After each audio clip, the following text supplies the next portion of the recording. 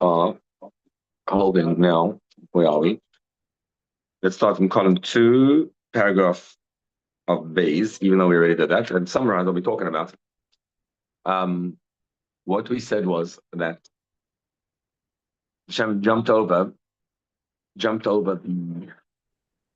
the mountains and the hills, which means that he brought about redemption instead of after 400 years, after 210.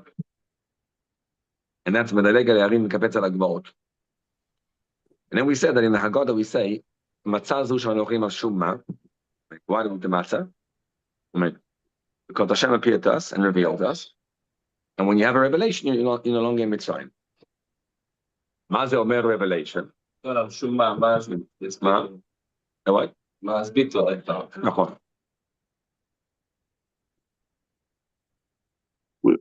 I'm sorry, where are you saying? You guys talked about, I'm just cutting column 1. So we said that ma means ma is bitly, yes. So what we're saying is like this. We say that I'm meaning this matzah. I'm meaning this matzah because I want to experience a revelation. Nigla alei melech malchei amlochim. Ma ze melech malchei amlochim. Most of the time, we're exposed only to Malchut of Hashem creating the world. The Malchut, when Hashem creates the world, he's hiding and he's not revealing his own self. Where are you going? Melech Malchei Amlachim is that you discover there's Malchus Chol Malchus Kol Olamim, we said. There's the Malchus of Hashem which creates the world, right? That's hiding Hashem from it. Nigla alei melech malchei amlochim is that you started to see the revelation of the Atzmus and Mahus of Hashem. That's where he got it. So the essence of Hashem was revealed, which means Hashem is, right? And Hashem created the world and he's hiding. And you don't see God in the world. And when Hashem revealed it, that there was no hiding, it was absolute revelation of the divine. That's what we're talking about. So here's the idea. So long as you don't see God in your life, you're in Mitzrayim. The second you start to see Hashem in your life, you're no longer in Mitzrayim. Are you stuck? Only if you believe you're stuck. The second you get out of your stuckness, you're no longer stuck. Yeah. So now let's pick it up again from Bayes. What page? What? In Shiur? Page 28. Page 28. Okay. In Shiur, Bayes. Okay. We started this already. I'm going to start again. You cannot experience a revelation of the divine unless you eat matzah. You want to experience Hashem? Good. It's not going to happen through just learning Likutei. You have to learn Likutei and eat matzah. Lama. Inyan matzah, by the way, it's interesting how he adds ima. I don't think if you can look at the original in Brachos, I don't think it says, I'm not sure if it says ima. But usually we say abba. Huh. Ima is interesting. So the Rabbi is being politically correct, I guess. Yeah, but we're going to check out the Gemara. The Gemara is also being politically correct. I don't know. No, because the whole idea was elsewhere. He says abba because abba is ima is much easier to recognize. Your ima, you know. Your abba is the chiddush. Who is he? No. So every child who begins to eat food, every single child, not just every single child begins, how does he eat food? He has to first taste the taste of grain. In the Yeshu Tzchinas Dogon, Koyach, the grain has a power, shall yoda yuchalatinik, like Kiravima, that through it, the child is able to recognize Pati and Mami. Right? So how do you recognize your father and mother? Through eating dogger. Why do you recognize your parents by eating? Because I'll tell you what, the pshat is, that's what it's explained in numerous places, that in order to, what does it take, right? The Rebbe Rashab writes this in another Maimon, in Ayin Beis. He says, what does it take to say Abba? Think about it. What does that take to be able to say Abba? To say Abba means that you're a little baby. You don't know there's a thing called language. You don't know there's such a thing called a father. You don't know that the way to reach him is by saying Abba. You have nothing what to go by. When you're an adult, let's say you're learning second language. You know, second language is this equals that. So there's new words I got to learn. I don't know enough words. I got to learn new words. I already know the concept of language. when you learn your first word, what do you have to go by? How do you know there's a thing called language? So he says the level of brain, he discusses levels of how much brain people use. He says there's 4 levels in brain power. The highest level of brain power, almost the highest, chai, is a child learning how to speak, to say the first word, Abba. To say Abba, the level of intellect you got to take is insane. So in order to get there, you have to draw, the brain has to draw from something very high. So he says when a person eats food, the food that you eat, the food has in it koyach of olam hatoyu. So animals, in a sense, are much stronger and much higher and loftier than humans. Therefore, when a human eats human, mommy's milk can't say Abba. The second you go down lower, you get what animals have that human beings don't have. Human beings are very all over the place. Animals are very one way, right? So the human being, in order to eat, in order to say Abba, needs to have the human side of it to be able to speak. Animals can't speak. And to take the animal, put him into him so that he can be focused. Animals give you focus. Animals or food, right? Or vegetation.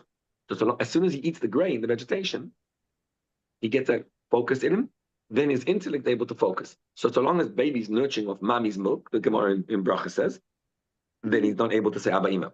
The second he eats food, he can say Abba Ima. Yeah, what does the Gemara say? The Gemara says Abba Ima. It says, Rabbi Yehuda Mechita, he said, Yedei Likas Abba Ima.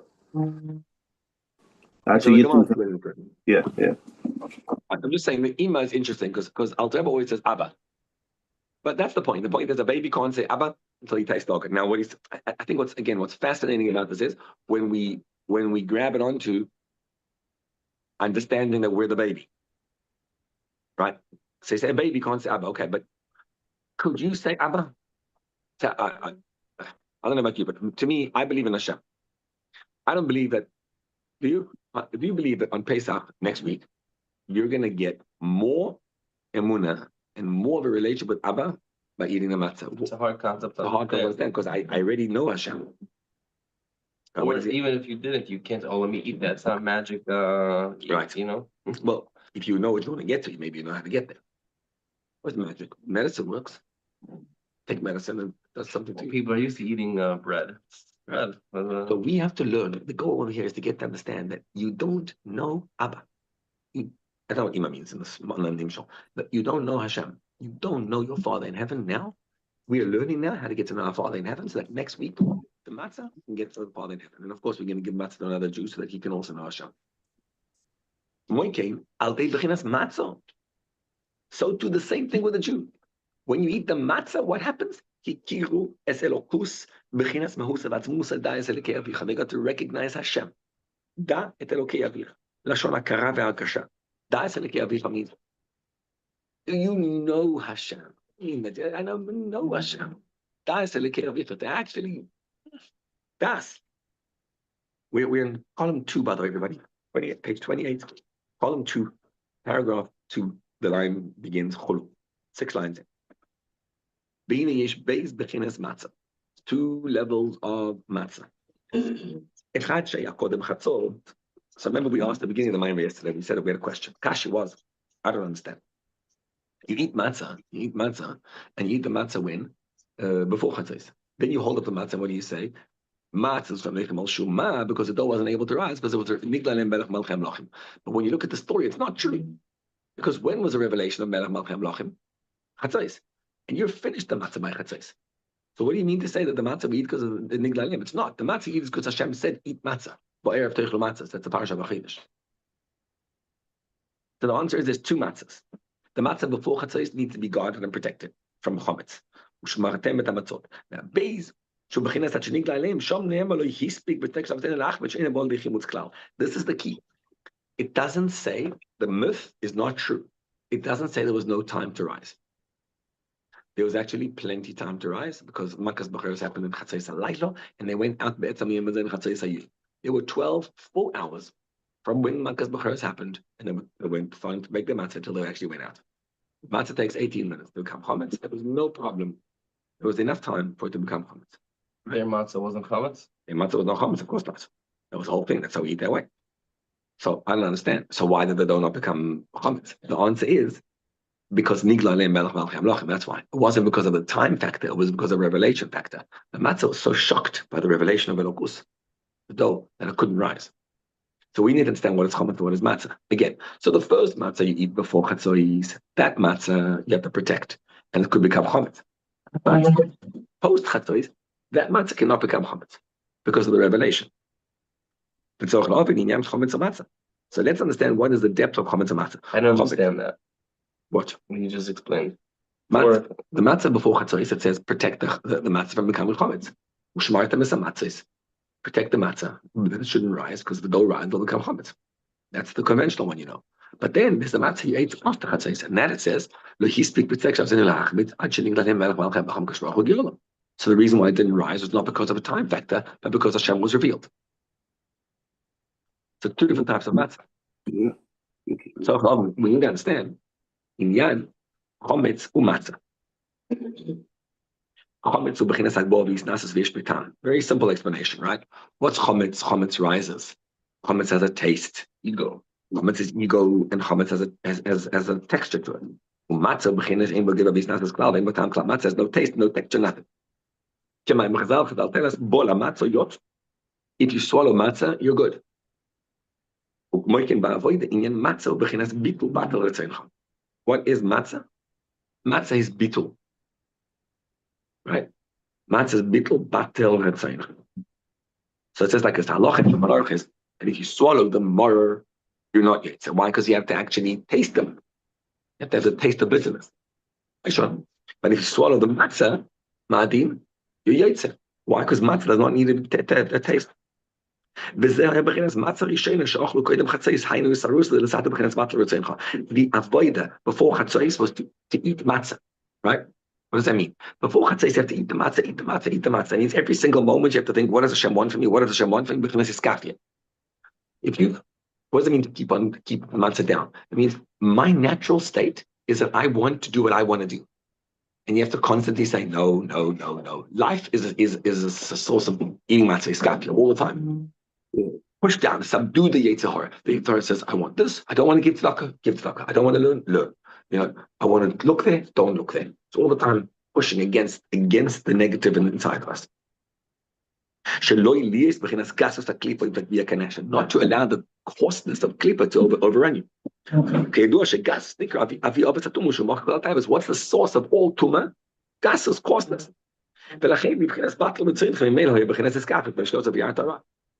That's why when you battle your tzoncha, you do a skafia, that you get rid of the evil. So the first explanation of matzah is, what is matzah? Matzah is this which wants to rise, and you constantly keep him down.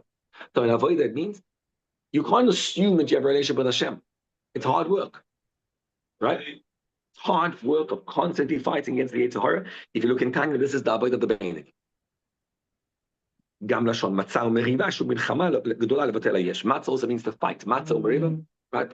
Matzot is fighting. Natsuta. So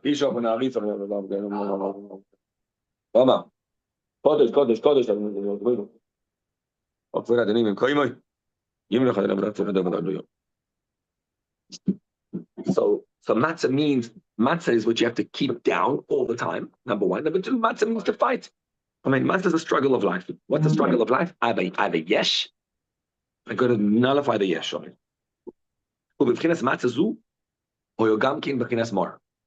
No one's talking, by the way. I feel like no comments over here, anyone? We're getting there. What? No, not at the moment. We're all good? Okay. Yeah. So again, what we're describing is like this. That our Seder is actually confused. Because we're eating the matzah. In Mitzrayim, they ate two different types of matzah. That's the same idea as the other Maimer, right? Mitzrayim, they ate matzah before chatzos. They were told to eat matzah.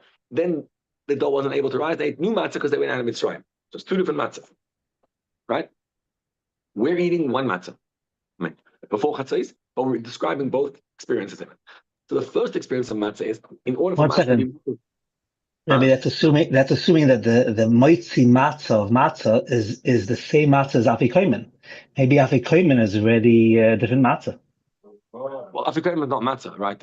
It's an excuse for matzah. I mean, afikomen is meant to be what's it called? Korban Pesach, yeah. Afikomen is supposed to be roast meat. So the fact that you're eating matzah is not really real. I mean, they ate a matzah and Chlu, so you can't argue that's the matzah. That's not matzah, right? It's an excuse for matzah. Yes. I mean, We don't need enough by now. yeah, it's just like it's a weird thing to do. You just like should have another matzah. Why? Because you can't have roast meat. So just right, it's not real. The ikar matzah is the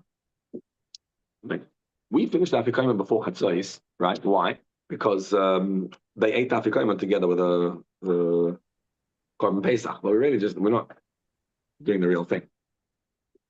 Anyway, so they're diddy Afikomen, they ate the matzah. Well, according to Hill, they ate it together in a sandwich, and according to Chachamim, they ate it separately. We do both, and then you have Afikomen at the end to remind you of what they did. Right, so sorry,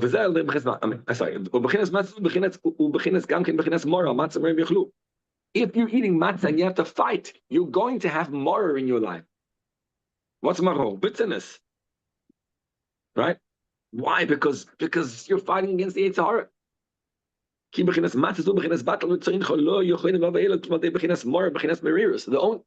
By definition, there has to be an antagonist.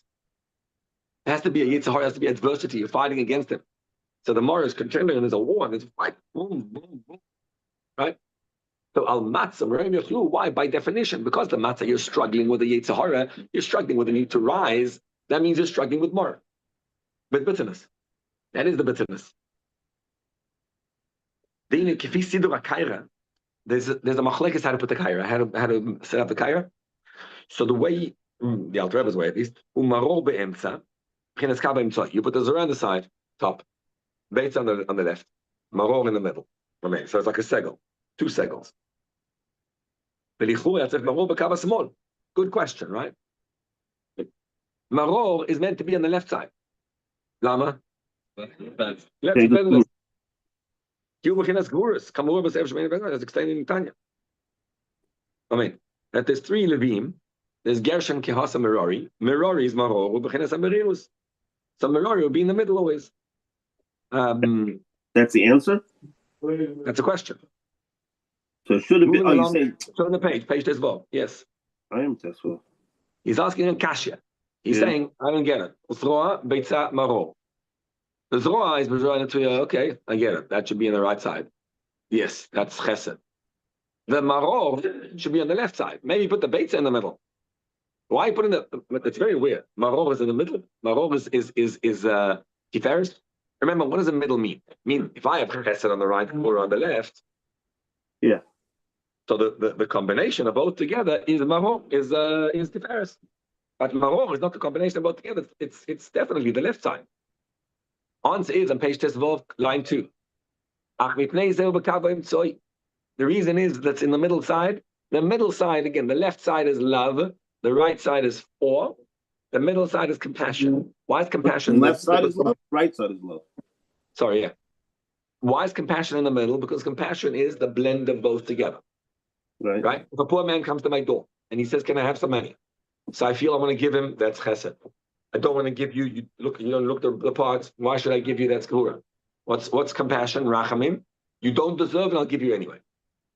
You see the blend of both together. I see you don't deserve. That's gehura. I give you anyway. That's chesed. Combination, rachamim. So what is maror?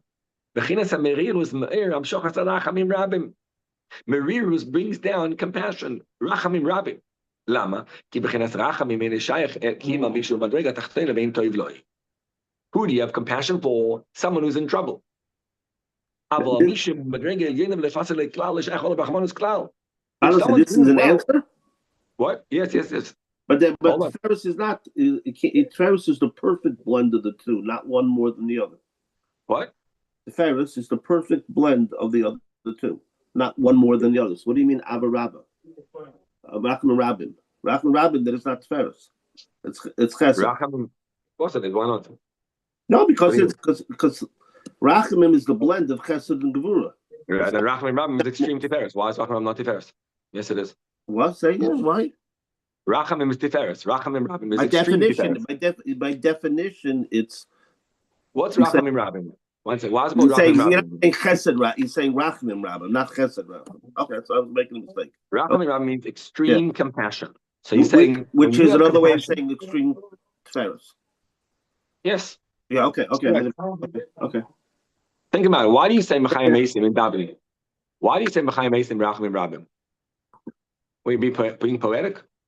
Why can't you just say Mechayim Mesim Rachamim? Why does that add the word Rachamim Rabim? Oh, Right. Lama. Chayim Metim Rachamim Rabim? Lama Rabim? Here's the explanation. The answer is because Rachamim you can only have for someone who's lower than you in Tov Lo. I mean, if someone's doing well, you wouldn't have Rachmanis for him. And Rachmanis someone who's not doing well, right? Rachamim is a kavayim tzoi. Why? Because the guy's a lowly guy and I'm having chesed for him. Amen. So having chesed for a lowly person, that's Rachamim, right? Because Gvura is the distance, Chesed is the connection. The connection to someone who's distant is Rachamim. Yeah? I didn't answer the question. Ulo, what? I didn't answer the question. Not yet. Coming up. Okay. Ulo orer b'chinas Rachamim Rabim. Well, they b'chinas merirus. How do you arouse Rachamim Rabim? Through merirus. So he's explaining like this. I'm a guy. I'm sitting in this world, and my life is good. Everything's good. I'm doing well. I'm okay. I don't need anything. I'm good. If I feel that I'm good and that everything's okay, right? So then I don't see the problem. How do you get merirut? You get merirut when a person suddenly discovers that the guy I told you about the other day. There were 20 people who got together to give out money. The 20 big philanthropists, everyone coming knowing he's going to give big money for this, right? And this guy, was excited because he knew everyone else giving 25 is going to give $54,000. And he gives the money, what happens? 2 other guys gave 150 each. And he couldn't believe it. So now, very nice, you raise more money. No, but that means that I'm not the biggest kavir in town. So yesterday I thought that I was all excited because I'm flying my private jet, making things, whatever, able to make big events. But I don't have $150,000 to give at every event. Too much. So what happens now? Suddenly you discover that you actually become bitter. So what did bitterness come from? So long as you're contrasting yourself with the lower guys, you feel good. The moment there's someone higher than me, now you feel low, right? So the only way. So a Jew thinks he's doing well. Look, if you learn Likutei every morning, right? And you learn your Daf Yomi, you think you are a good person, right? You're really good, and you're okay, and you deserve brownie points. Then you come along and you discover that there's an Eibishter. An Eibishter is bligvul, right? Everything's unlimited. And you say to yourself, oh my gosh, like I'm not even doing enough. And the Eibishter shows you that you have more time and you could do more and you accomplish more and you see other people do more. So what do? Right? Suddenly you realize that there's so much more. So then the merirus comes with the Rachamim Rabim. You can only get Rachamim Rabim if you arouse the merirus. When you meditate in your intellect, that everything you see in this world is just a ray of light of Hashem in the name. It doesn't actually have Hashem. In the essence of God, see, again, we're contrasting. This is a theme in Likutei Torah. So long as you believe that I'm good, I'm in this world, I live here, and I serve Hashem, and it's amazing. I see Hashem everywhere. Thank you, Hashem, for this. Thank you, Hashem, for that. I see God everywhere. So I think I'm good. The moment you start to realize that this world is infinitely detached from Hashem, that Hashem is so bligvul and the world is so detached. There's an infinite schism between Hashem and us, right? It's like it's bligvul, different one from the other. So now I'm looking and I'm saying, oh, wow. So then I'm mamish nothing. So what it gets me to do is a yearning to be with Hashem. So why questions for you though? Why do you add the added leg of I want to be like Right. that. Up the Mariris you're describing is the Mariris you're supposed to have instead of Atzvus, right? You're not supposed to have Atzvus. You're supposed to set aside a specific time to have Mariris. No, We no, no, focus no, no, on no, what. no, no. He's not contrasting it with Atzvos. No, no. 1 second. He's not contrasting with Atzvos. No, I know He's exactly. contrasting. He's But contrasting with complacency. He's talking about complacency. Complacency means let me put it like this. Sometimes today, people the classical example of this, you see regular people fall into an addiction. yeah, And I just wonder, it's a fascinating thing. Like, how does a regular guy who's doing well and everything good, whatever, suddenly falls into an addiction? What on earth? Right? Just weird. And the answer is that the soul is not designed to be normal. The soul is designed to be intensely crazy on fire. Right? The soul is designed to be on fire. That's what it's meant to be. So when you're normal, you don't feel good. That's where addiction comes from. Now, the truth is that we are all like, it's almost like the soul wants to be infinitely distant from Hashem. The soul wants to feel a complete distance from God. Why? So that he can have this midah of yearning inside of him. Right? Meaning, if everything's good, if I'm, yeah, it's good. Yeah, I have Hashem, takes care of me, and nice, and whatever, then it's very good. Very good. The soul's not interested in nice. The soul wants, give me God, right? It's like this crazy addiction. You know, like the Badicheva story, where after the end of Sukkot, it was a 9-day Yom Tov, and he hadn't put on tefillin for 9 days, and he's standing by the glass over there, and he's looking at the tefillin, yearning the whole night for tefillin. Tomorrow morning I'm getting the tefillin, and he gets the tefillin, and he jumps towards the tefillin, and he breaks the glass to get to the tefillin. And he puts it on like an addict, right? Do you ever have that? You don't even know what that means. The only way to get there, that's merirus. That's the merirut. Merirut is rachamim rabim. What's rachamim rabim? Hashem, I'm good. Don't say you're good. You're going to look at how distant you are from Hashem to be able to experience a yearning for Hashem. The reason why the maror is in the middle is because I don't have a reason to be bitter. I'm good. I'm a good guy. I'm a good person. Everything's fine. So there's no reason for me to be bitter. But where does the bitterness come from? Bitterness is when I contrast who Hashem is and who I am, and I look at this disparity between us, and I'm like, I yearn for you, God.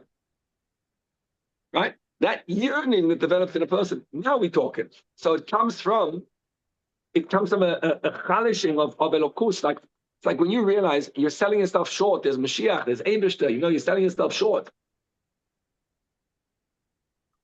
Make sense or not? Yeah, but left. What? Why you asked the question that the Israeli Bay and the Mur, why is in the middle, the Mur should be on the left. So why is the Bay on the left? How's that Gvura? He's not asking why the Bay is on the left. He's asking why the Mur is in the middle. Yeah, I know, but I'm asking you a question. Why is the Bay on the left? I mean, what do I think? Because the Bay says an oila, it's chagiga, and it rises up completely to Hashem. That's the Zoya is on the right because it represents Korban Pesach. Korban Pesach, I guess, is revelation. No, one second. The Beit is not Tashlamim. No, what's the Beit represent? Yeah, Shalmei Chagiga. What? Shalmei Chagiga. Shalmei Chagiga. So it is eaten. But I guess still the element of Korban is why. The Korban of the Korban Pesach is completely eaten.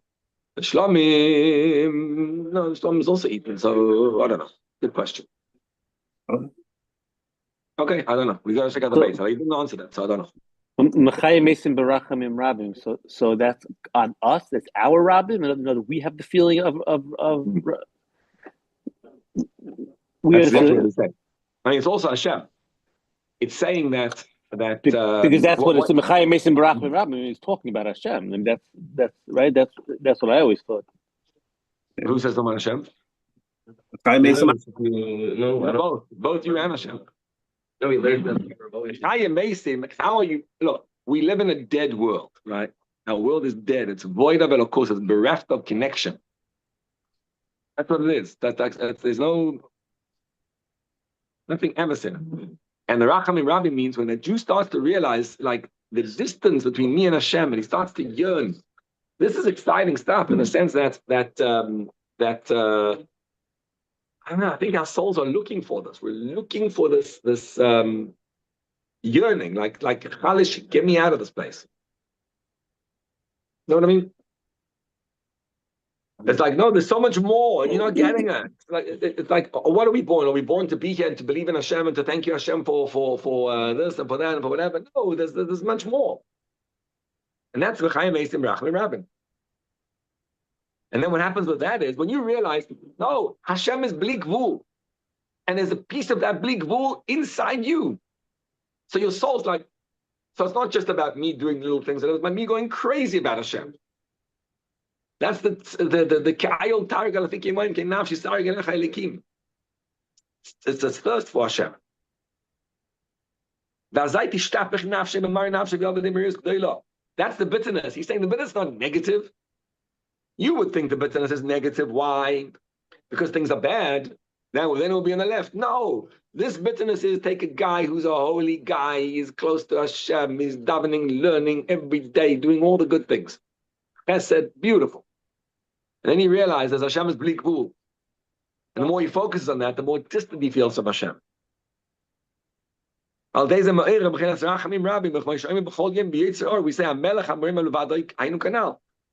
what we say. Hashem is exalted above. Everything Hashem created is the Chachma. So whatever you see in the world is Chachma of Hashem, the intellect. But Hashem is exalted above. There's no comparison. Hashem is unlimited. He's exalted above Yemois Oilam. What's Yemois Oilam? The days of creation, the days of limitation. Rabbi. Sorry, sorry to cut you off. Just back to that question. How does again, just in context of the way it's said, how do you bring in that the Rabbim is going on us? Because we're talking about Mechai Mesim, with Hashem's Rachamim, he's able to wake up the dead. Right. You're living in a dead world. Look around. You're living in a dead world. Everything's dying. Everything's not real. You get older. You get you shrivel away. Everything around you shrivels away, and then it dies, and it's all dead. And it's not dead later on. It's dead now. You eat, you drink, you participate in the world. It's just like it's so limiting, inhibiting, right? That's what it is. And when you start learning about Elokus, you realize you got the story wrong. The only truth is godliness. God has little sparks inside the Gashmias. You're not eating a piece of food. It's not a piece of meat that you're eating. There's a spark of godliness inside there waiting to be elevated. So what you are is a Yid who's davening and learning, and you need to take the physical world and elevate him and bring him up. So when you start noticing that, you're like, oh, wow, 1 second. There's an Eibishter. The Eibishter wants revelation in this world. He wants godliness revealed. He wants Elokus to come down to this world. The only way for it to come down is by having a little Yidaleh who is living in this world, do and bring Elokus down. Right? And you start to look at, there's an Eibishter, and you start to have compassion for him. Because all I care about me is my money and my own needs. When I get out of that space and I start realizing there's an Eibishter and he needs me to do this, so I have compassion for the godly force inside the world. What that does is it throws life into everything around you. It makes it real. It's no longer dead. You get it? Everything's dead. The world is dead. The default setting is death. When you have this Rachamim Ram, the extreme compassion for God's plan, and the sparks of Elokus are there, and for your neshama that wants to get there, that gives life, that animates everything. The ultimate animation is called Ches HaMesim. Does that make sense, then? Yeah. No, it's a dual meaning, basically, right? Yeah. Okay. Yeah. And that's a Rachamim Rabim, because it's a new way, it's a totally new way of looking at things, not the regular Rachamim. Right. We say to Hashem, you ignite your, I don't know, I'm in this world. What am I supposed to, I don't know this whole story about the sparks and the godliness and the whatever. I was born into the darkness. So you tell me your compassion and then give me that compassion. Now, we learned this name, described in the parentheses. It says, stunning little diuk in the pasuk. It says, Hannah was bitter. Marat nafesh. What's the marat nafesh? She ate maror. And she davened not to Hashem, but on Hashem. I want to just point out how we just flipped the whole Seder on his face, right? Usually you say, Maze maror, maror is. Maze maror, maror is, why on earth does Iran want to kill us? Why are they sending missiles at us? What did we do wrong? Why did the Nazis want to kill us? Why did October 7? Why does everyone hate us? So you get bitter in Golos, that's a negative. Then it would be on the left side. The maror on the Kaira is not on the left side, it's in the middle. Why is it in the middle? Because this maror is a whole new maror. This maror is vehi bechinas moras nafesh with hispalal al Hashem. This maror is a Jew realizing life is awesome and it's amazing and it's beautiful. And Hashem is unlimited and He has so much more that He wants, and I'm not living up to it. And that's the bitterness. See that? It's a very positive bitterness. It's not the bitterness over dark and terrible things that are going on. It's the bitterness over you're making $1 billion, you're good, but you could make $1 trillion. Hashem is unlimited. Are you living up to that? Are you even connected? Right? The bitterness is what they're not focusing on that, or what? The maror is true tshuva. True tshuva does not come from thinking about Averis. Right? If I tell you, I'm a good guy. Okay, so do you need to do tshuva? No. What if I tell you, I show you something, I use this example, that do you have bitachon? You say no, but you're going to punish me for not having bitachon? It's ridiculous. You're right. But what if I show you that when you have bitachon in Hashem, what happens to you is you suddenly light up Elokus and the world flows and then you get billions of dollars flowing to you. What are you going to feel now? Stupid for not having done it. Right? That's the bitterness. The bitterness is there's a deeper story. Get yourself exposed to the deeper story. You're not exposed to it. So the very nice look at this pasuk by Yamararu. It says by Yosef, by Yamararu Varoibu. Yaakov gives the bracha. They embittered his life. And what happens is Valdez about Teisha be'Eitan Kashton. And then his bow was able to be be'Eitan, his firmness. Which means when a person gets bitter, he becomes more firm. When you start realizing who the Eibishter is, the yearning gets more. So when you realize the distance, it doesn't get you distant from Hashem, it gets you closer to Hashem. Very beautiful explanation. I hope everyone understands it. The maror is kava emtzei. Again, why is it kava emtzei? To summarize the nakuda that he says, because maror is not bitterness of negative things. Maror means everything's good. But I come to realize, but Hashem is bli gvul. That's the rachamim rabim. She's bli gvul. So who am I in that case? So because He's unlimited, now I've got a problem. It's like almost like a manufactured problem, right? You're bringing Hashem, bringing that down. That's the distance between. That's why it's in the kava emtzei. After parentheses, he says, the only way to eat matzah is al matzot merorim yochlu.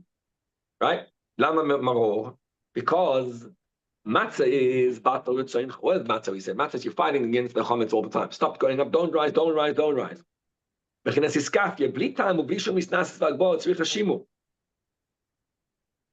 Matzah is having to fight the war all the time. I don't know how to do this. I want to rise. Matzah needs to be protected all the time. The Yitzhar can get you every moment. That's why it says, God to protect the matzah, it shouldn't rise. Don't rise, don't rise, don't rise, don't rise. Right? There's the parentheses here. Where does it go? It's a long parentheses. About 8 lines. So all this, again, when I get what Hashem is, then I start realizing, let go of your own desires and into Hashem. So I wish I could say, I got Hashem now, no problems. No. When I get how bleak what Hashem is, I'm constantly now in the struggle. So the Torah tells you, okay, here's what you do. You know, there's, you know what that means? I just saw a letter from the Rebbe. He writes about it. He says, there's 2 modalities of which we count. Up until HaChodesh, the Avos, for example, for 2,448 years, they were counting. Tishrei was the first month of the year. From then, Hashem said, going forward, Nisan is the first month of the year. So the Rebbe writes about what does that mean? It means the whole time you were fighting Tishrei is the month of which Hashem created. That's creation. That's the creation of the world. What's Nisan? The miraculous month.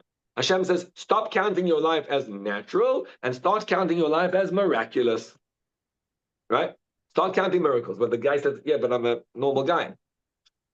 There was a beautiful article I just saw now in the Daily Telegraph in June last year about that war.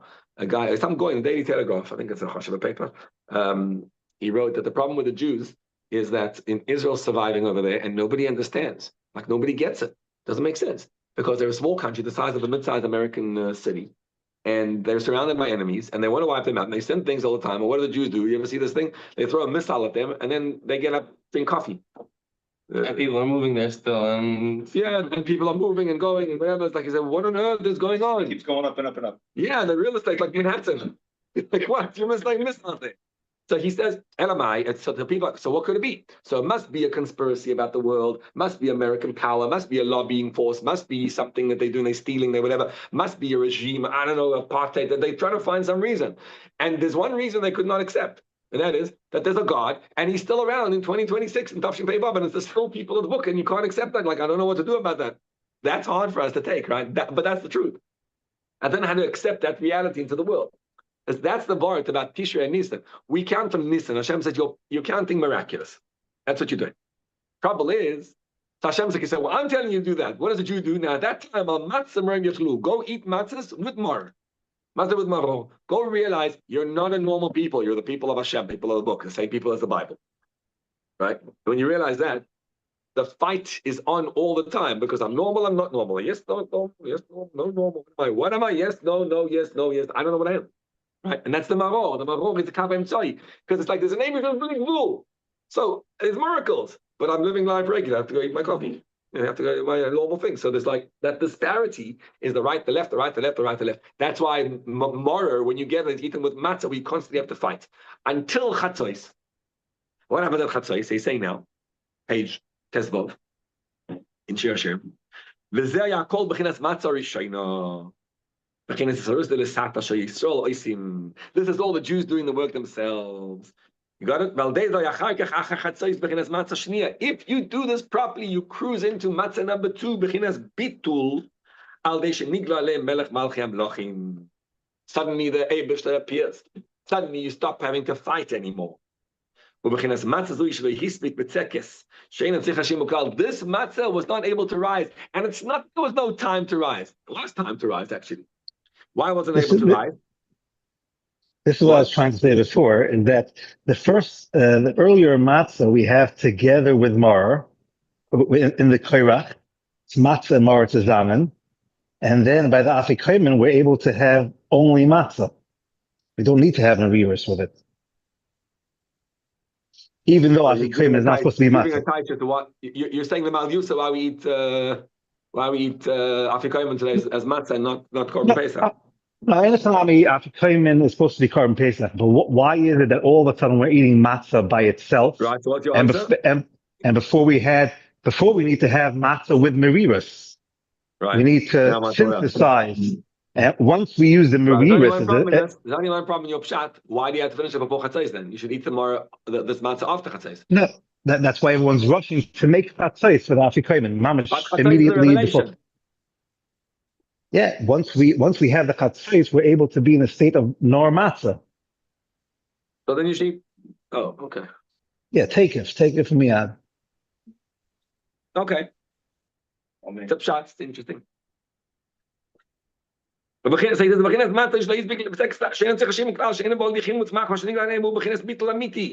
ultimate bittul. Maybe it's connected here. It's not that you have to fight against this thing. You don't have even a taiva. The Yetzer Hara is gone. Totally. This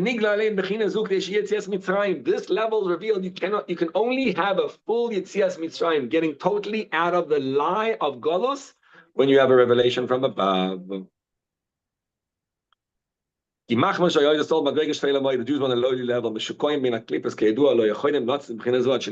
couldn't escape fully this thing until there was a revelation from above. Through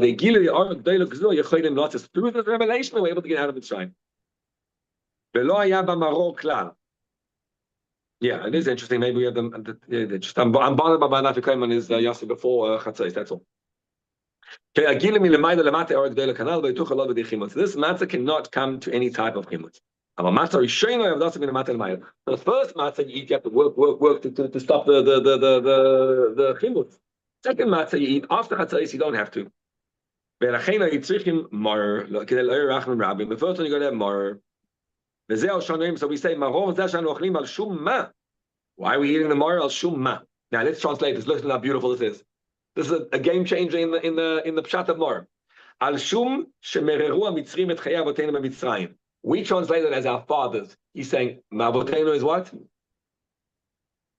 Avotenu amidot. Yadua. Avoseinu is Avraham, Yitzchak, and Yaakov. Avoseinu means our fathers is the people who went to Mitzrayim. It's Avoseinu, Avraham, Yitzchak, Yaakov. And if that's what it means Allah. No, it's not a history story.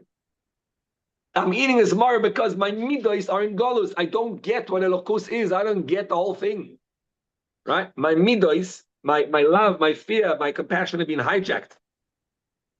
What's chayei avoteinu? I never learned the Maimah. I never learned Chassidus. I didn't know that's what you're talking about. Mitzrayim, right?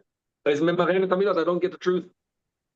And that's what's bothering me. So let's summarize what we learned today. Well, isn't Abba Chachman bin and Das? What? Abba, you say Abba. Is it Abba name? Abba is Chachman, yeah. Chachman bin. So why do you say Midas? Why just Meichel? Chaya Aviseinu is the Midas. Chaya Aviseinu is the what's behind them. The Meichel behind the Midas. I would say, wouldn't you might say to be the Midas? No. The others are the three Midas. Chesed, Gvura, Tiferes. The Imis is a different thing what they are. But the others are love, fear, and compassion, always. Chaya Aviseinu is the Meichel into the Midas. Once I just out of time, I was going to summarize this. Okay. Just to summarize the Nakuda. So he's going to, now tomorrow he's going to answer why it says Koil Doidi and why the Golus was shortened. But for our purpose, what we learned over here is a very, very important point. Is that what's it called? So there's a blig vulnus. There's a blig bull in the world, and we don't have access to it. And what happens is we get access to this blig vul over here to eating matzah. Matzah is meichla v'emuna. When you eat the emuna, you internalize it and you're able to say Abba Ima. What does it mean? You're able to see Hashem. So what do you mean? I see Hashem anyway. Let me explain what it means to see Hashem. Not Hashem as he's expressed over here. Hashem as he is. Be able to see God as is. And that's a nigla le melech malchei hamloch malchus baruch hu gadol. Then you're no longer in galus. So we eating this matzah. Number one, you got to fight constantly. That's a maror to see it. One day you get to this revelation of post chatzos about the fight doesn't exist anymore. The world aligns itself with the locus completely. So that's our goal. Our goal is to get absolute alignment with the locus. So we hold the matzah. We say matzah because the Torah wasn't able to rise because of the revelation from above. The mar, why do I eat it? Because my midas are stuck in golus. Mar, I eat with matzah. Then I get out of the mar because it's like we got to get the steps of here. Step one is to eat matzah. I'm good. Everything's fine. Right. Step two is I believe in Hashem. I get to believe in. What are we getting to? This is the point here. You don't. Do you believe in Hashem? You say yes, I believe in Hashem. No, you don't. You believe in Hashem as He's expressed in this world. You don't believe. You don't see God as is. And that's the avoid of emunah, to get to know God is. And one day you'll get to that, and you won't have to fight for it. Tomorrow we'll continue. Hashem. Just ask a quick question off topic. If you're drawing like a spiritual schematic from the Atzas of Kadosh Baruch Hu all the way down to Asiyah Gashmi, like the whole spectrum, how do you refer to that? They're the Ristalshim. No, but Mishal just starts only with at a certain point. It's above the Ristalshim. Everything's Ristalshim. So you don't call when you get to Atzilus, that's the beginning of Atzal of. So the whole thing is Ristalshim. The whole thing's called. Okay. Thank you. Yeah. Okay. Yom Tov Lekulam.